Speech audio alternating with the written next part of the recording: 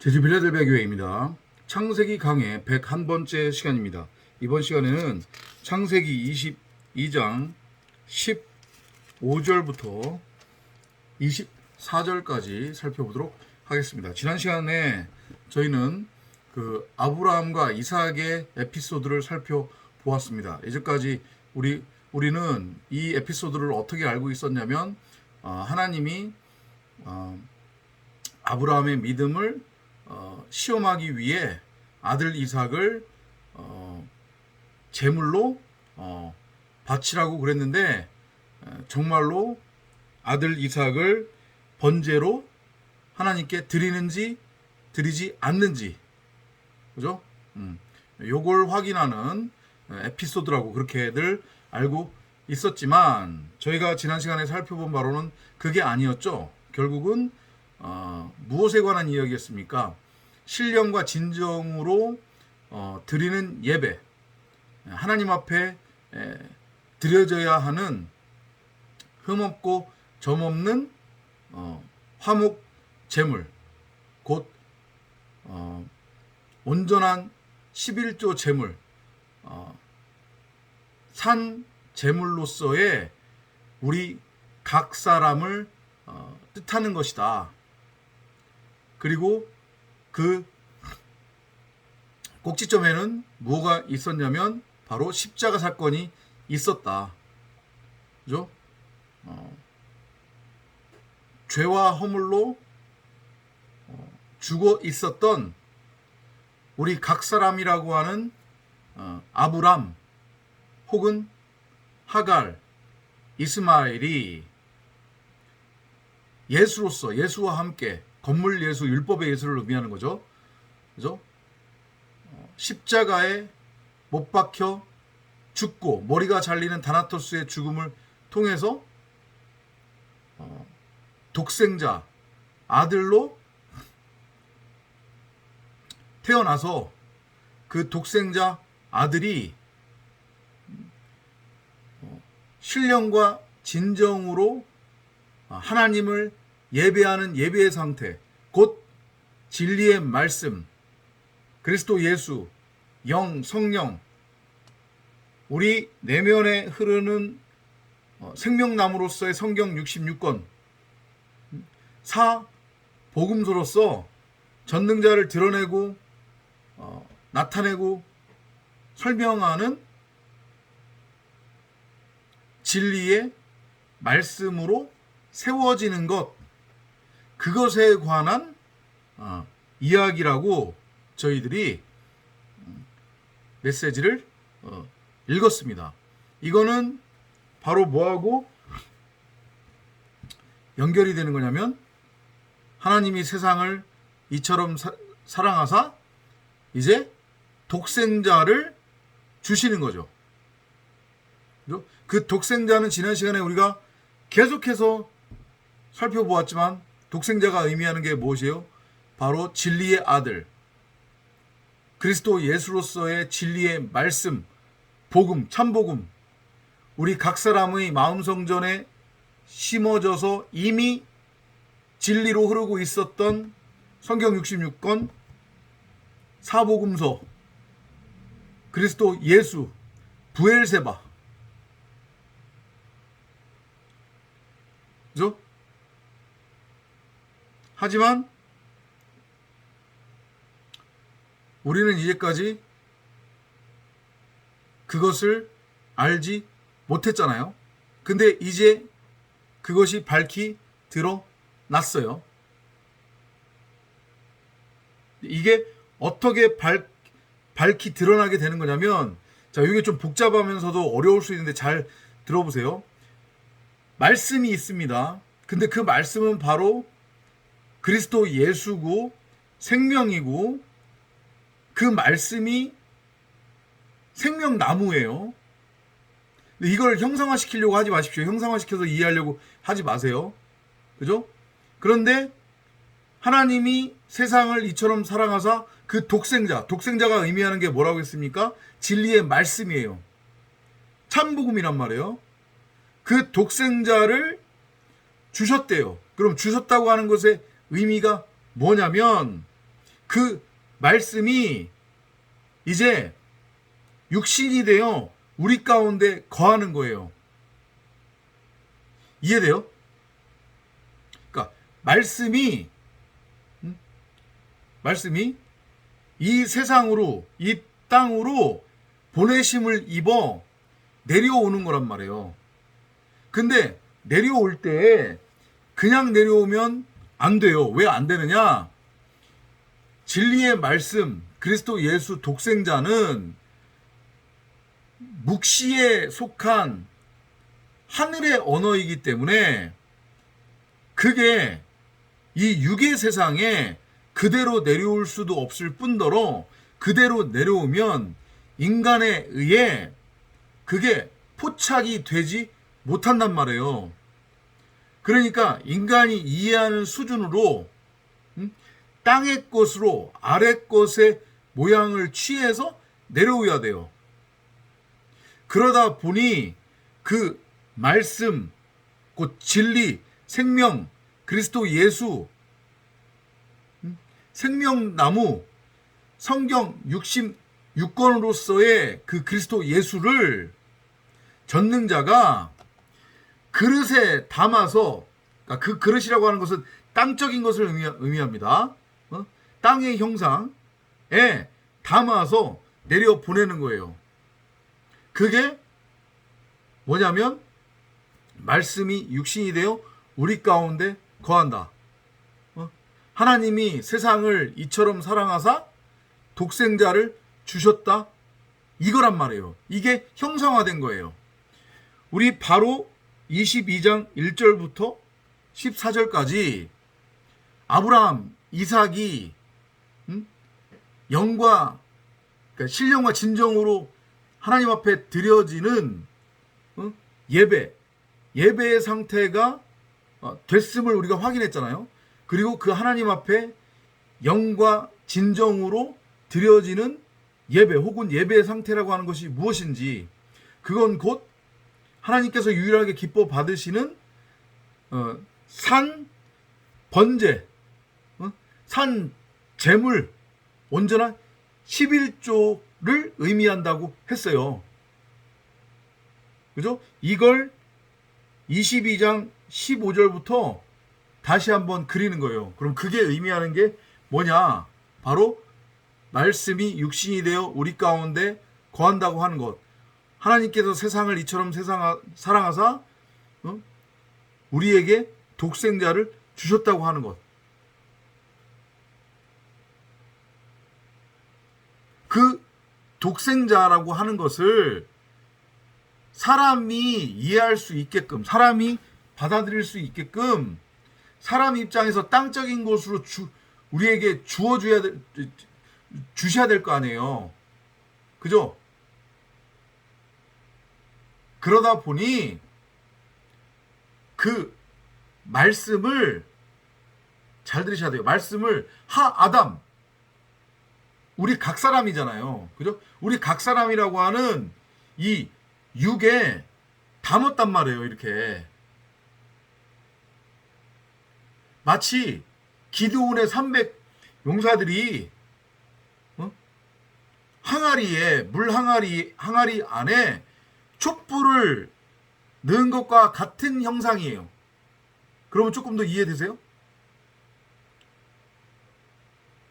말씀은 말 그대로 진리의 말씀, 그리스도 예수, 생명나무를 뜻해요.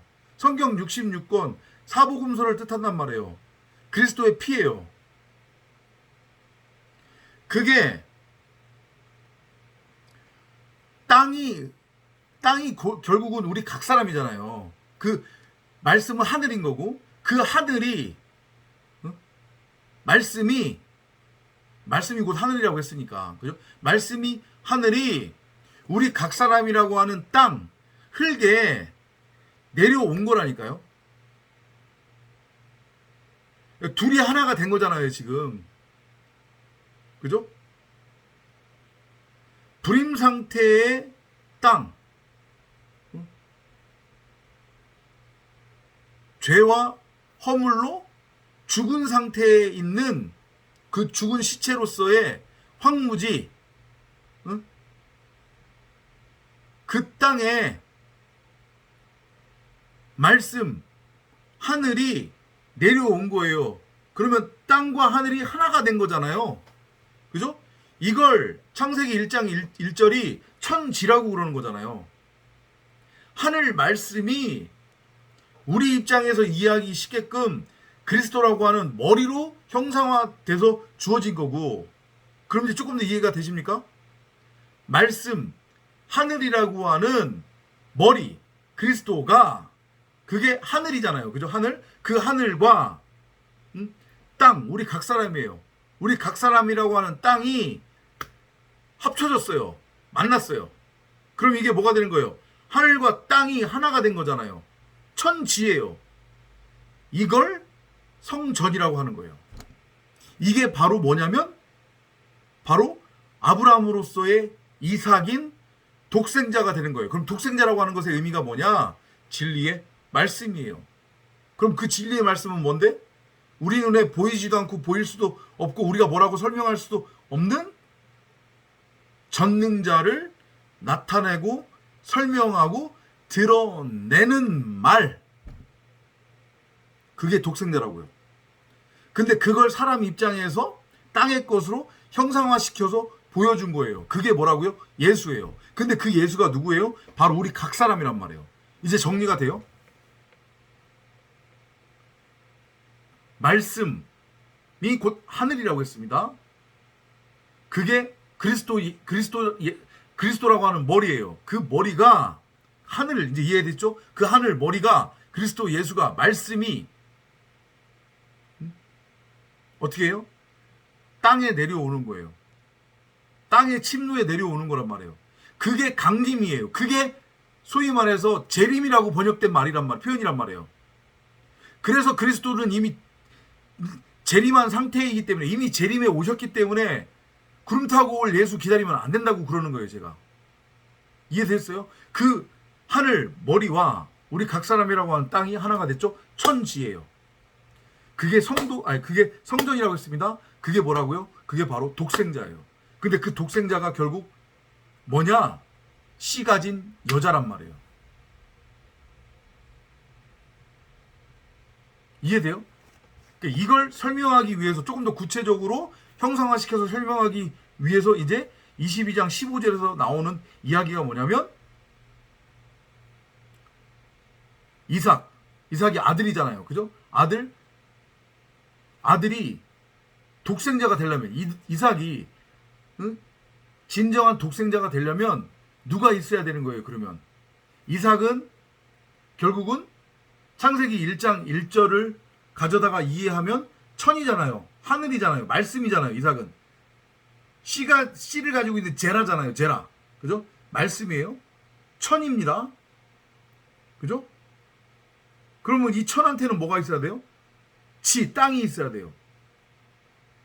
이해되죠? 근데 하나님께서 비유적으로 어떻게 지금 설명을 하고 계시냐면 천, 하늘, 그러니까 말씀, 그리스도라고 하는 머리는 남자 신부로 비유해서 땅적인 것으로 설명할 때 남자 신부란다. 남자 신랑으로 비유해서 설명을 하고 있는 거고, 땅, 그 머리가 앉아야 하는, 말씀이 떨어져야 되는, 침노에 들어와야 되는, 재림해야 되는, 강림해야 되는 그 땅은 하나님이 뭘로 비유해서 표현하고 있냐면 여자 신부로 비유해서 표현하고 있어요. 이해되죠? 그러면 지금 이스마엘이란다. 이삭이라고 하는 남자, 하늘, 머리, 말씀이 있으니까 누가 필요해요? 땅이라고 하는 여자가 필요하죠. 곧 돕는 배필이 필요하죠. 아담과 하와. 그죠? 그래야 둘이 하나가 돼서 한 몸을 이룬 성전.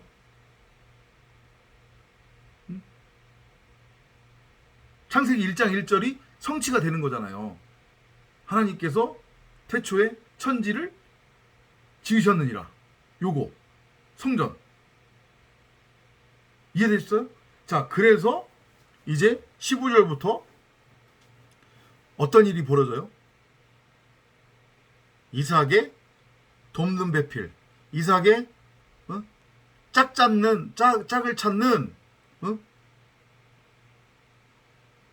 중매, 결혼 이야기가 등장하는 거잖아요, 지금. 이해돼요? 빨리빨리 한번 읽어볼게요. 15절이에요. And the angel of the Lord called unto Abraham out of heaven the second time. 주의 천사가 하늘로부터 두 번째로 아브라함을 불러 and said, by myself have I sworn, says the Lord, for because thou hast done this thing and hast not withheld thy son, thine only son. 말하기를 주가 말하노라 내가 스스로 맹세하노라 이는 너가 이같이 행하여 너의 아들 곧 너의 독자를 아끼지 아니하였음이니. 맹세는 누가 하는 거예요? 맹세는 하나님만이 할 수 있는 거예요. 여러분이나 저가 함부로 할 수 있는 게 아니에요. 아셨죠? 무슨 얘기인지? 그리고 그 맹세라고 하는 건 뭐냐면 아들 낳기하고 관련된 맹세예요. 그렇게 그 정도로 이해하고 넘어가고요. 아들 곧 너의 독자를 아끼지 아니하였음이니 이건 무슨 얘기냐면, 그러니까 형상화된 걸로 그려진 것은 마치 아브라함이 아들 이삭을 번제로 드린 것처럼 그렇게 그려지고 있는데, 이것이 의미하는 건 뭐라고 했어요?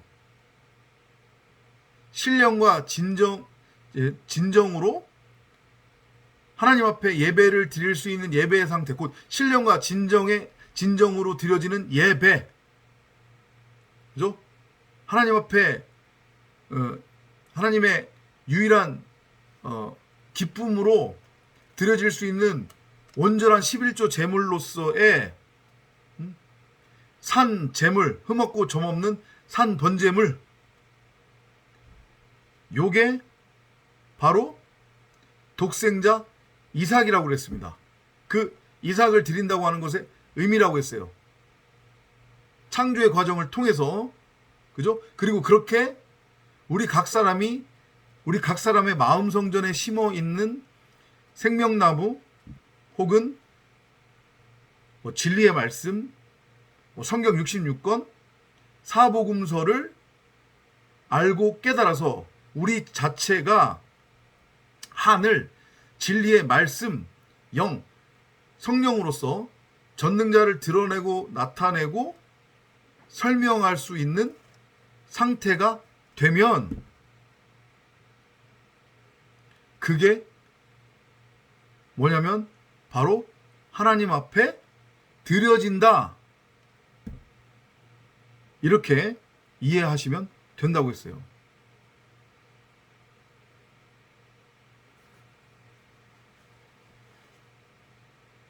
이해되시죠? 무슨 얘기인지? 그죠? 그리고 그렇게 하나님 앞에 드려질 수 있는 상태가 되면 우리 각 사람이 진리의 말씀을 가진 진리의 말씀 그 자체이기 때문에 그 진리의 말씀을 누군가에게 나누어주고 흘려 보내줄 수 있는 거잖아요. 그죠? 그러면 죽은 시체, 황무지,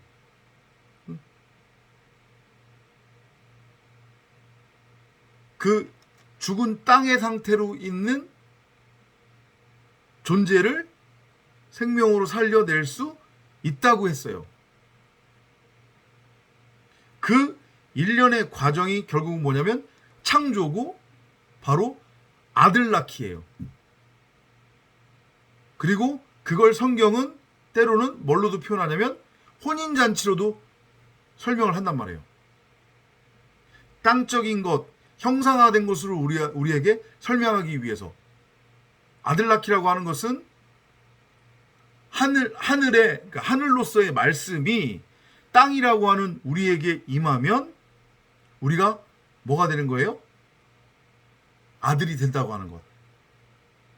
이해되죠? 그리고 하늘로서의 신랑, 남편, 말씀, 그리스도 예수가 우리 각 사람이라고 하는 땅, 신부에게 침노에 들어오면 그게 뭐냐면 결국은 남자와 여자가 한 몸이 된, 하나가 된 결혼. 그죠? 그렇게 설명을 해요. 근데 이게 이제 22절로 넘어오면서 네가 너의 독생자를 아낌없이 주었다. 이렇게 표현을 하고 있는데 이게 뭐냐면 하나님이 세상을 이처럼 사랑하사 독생자를 주셨으니 요거하고 연결이 되는 거예요. 이해되죠? 무슨 얘기인지. 그죠? 그러니까 이삭이라고 하는 지금 아들이 등장을 하는데 그 이삭이라고 하는 아들은 결국은 아브라함과 같은 존재이고 아브라함은 지금 뭐가 된 거라고 했어요? 성전인데 그 성전이 결국은 진리의 말씀이라고 그랬잖아요. 진리의 말씀의 상태. 아브라함이 비진리에서 진리로, 율법에서 진리로 넘어온 상태. 그게 독생자예요. 근데 이 말씀이 우리 각 사람에게 주어지려면 이제 어떻게 돼야 돼요? 그 말씀을 땅적인 것으로서 받아들여서 땅적인 것으로서 이해하고 설명할 수 있는 무언가가 있어야 되는 거잖아요.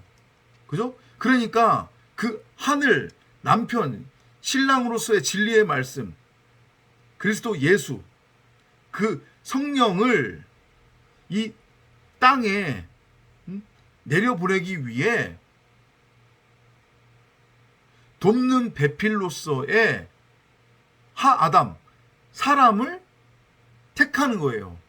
근데 그 사람이 뭘로 그려지는 거냐면 바로 여자, 신부로 그려지는 거란 말이에요.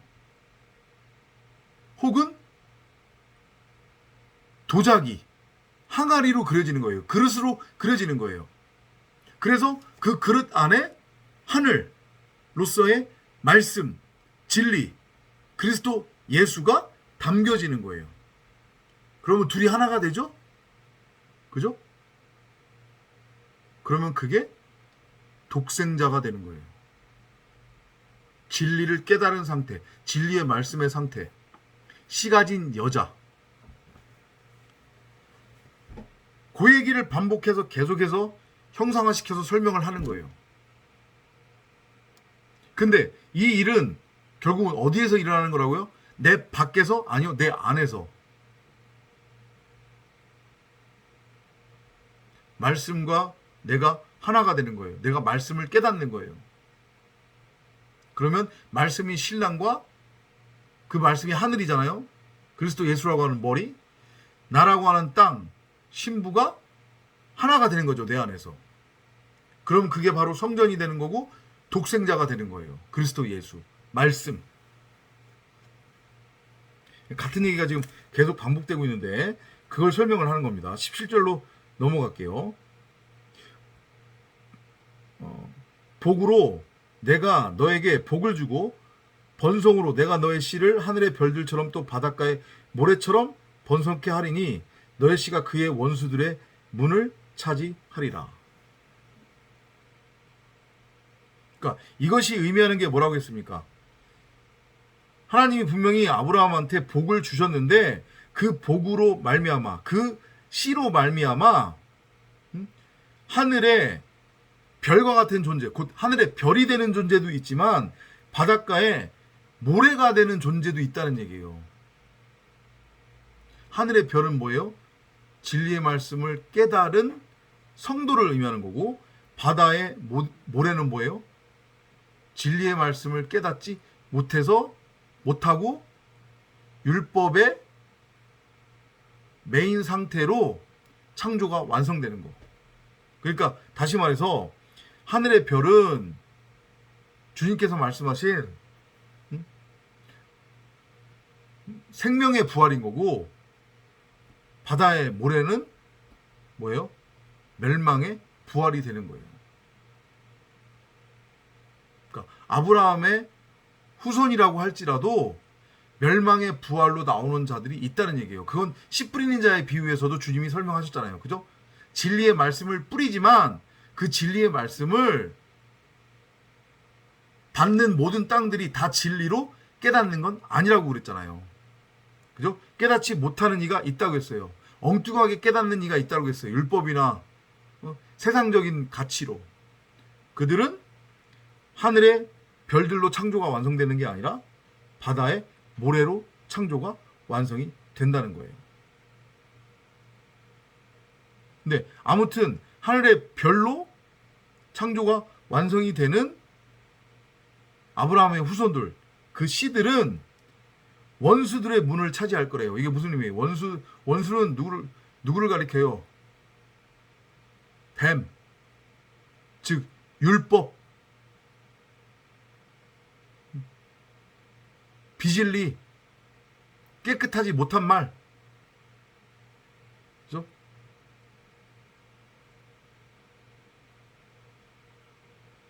그러니까 우리 안에서 끊임없이 성령의 생명의 법과 죄와 사망의 율법이 충돌해서 영적 전쟁을 치르지만, 다윗과 골리앗이 끊임없이 우리 안에서 전쟁을 치르지만 결국은 전쟁은 여호와께 속한 것이기 때문에 이 전쟁을 승리로 이끈다는 거예요. 누가? 여호와가, 하나님이, 진리의 말씀이. 그게 17절 후반부의 말씀의 의미예요. 너의 씨가 그의 원수들의 문을 차지하리라. 너의 씨 안에서 땅의 모든 민족들이 복을 받으리니 이는 너가 나의 음성에 복종하였음이라. 그러니까 그 생명의 씨, 독생자, 진리의 말씀을 의미하는 거죠. 그죠? 그 진리의 말씀이 땅에 떨어졌을 때에 그 음성을 알아듣는 자들은 뭐 한다는 거예요? 복을 받을 것이라는 거예요. 그 복이 뭐예요? 바로 독생자. 그러니까 황무지가 첫 하늘과 첫 땅이 뭘로? 새 하늘과 새 땅으로 진리의 말씀으로 태어나서 창조가 생명의 부활로 완성이 될 거라는 그런 말씀인 거죠.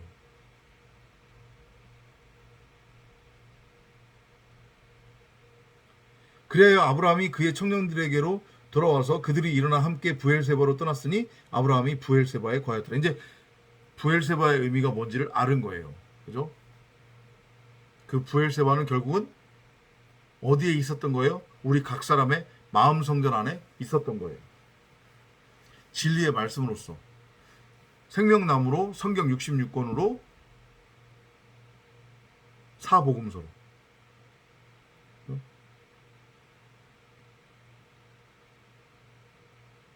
20절입니다.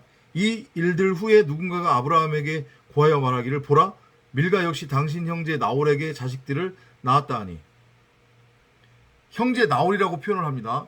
히브리 개념의 형제는 뭐라고 했습니까? 죽어줄 수 있는 거예요. 대신 죽어줄 수 있는 거. 그러니까 그러니까 나홀 입장에서 아브라함이 형제가 되는 것은 아브라함이 나홀을 대신해서 죽어줄 수 있는 거죠. 아브라함은 지금 그리스도의 모형으로 그려지고 있는 거니까. 곧 그리스도로서의 아브라함, 곧 이삭이 독생자로 12 아들 이스라엘에게, 지상의 이스라엘들에게 복으로 주어지려면 둘이 하나가 돼야 되는 거잖아요. 그죠? 그래서 말씀이라고 하는 하늘로서의 그리스도, 곧 신랑에게 이제 뭐가 필요해요? 돕는 배필 신부가 필요해요. 그래서 둘이 결혼을 해서 하나가 돼야 되는 거예요. 시집가고 장가 드려야 되는 거란 말이에요. 강림, 재림이 성취되어야 되는 거예요.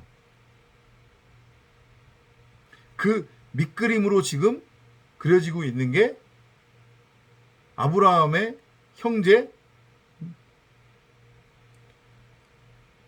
나홀이죠, 나홀. 그죠? 그 나홀의 열둘 자녀 이름이 지금 나오는 거예요. 그리고 그 나홀의 12자녀 중에 누가 있는 거냐면 바로 리브가가 있는 거예요. 리브가가 누군데요? 이삭의 돕는 배필. 또 다른 산자의 어미로 그려지는 거잖아요. 그죠? 사라와 더불어서. 그렇게 여러분들이 22장을 이해를 하시면 돼요. 아들, 독생자, 돕는 배필, 남자와 여자가 하나됨, 신랑과 신부, 시집가고 장가들고, 독생자. 하나님이 세상을 이처럼 사랑하사 독생자를 주셨으니 그 의미, 말씀이 우리 가운데 거함에, 말씀이 육신이 되어 우리 가운데 거함에, 그것의 의미 다 내 안에서 성취될 진리를 지금 말하고 있는 거잖아요. 말씀 하늘이 신랑 그리스도 예수 이삭으로 그려지는 거고, 그게 하늘이잖아요. 그 다음에 땅은 우리 각 사람, 신부, 말씀을 담을 그릇, 그 둘이 하나가 되는 거예요. 성경은 창세기부터 계속 계시록까지 계속 그 얘기만 한다는 거. 이해되시죠? 이제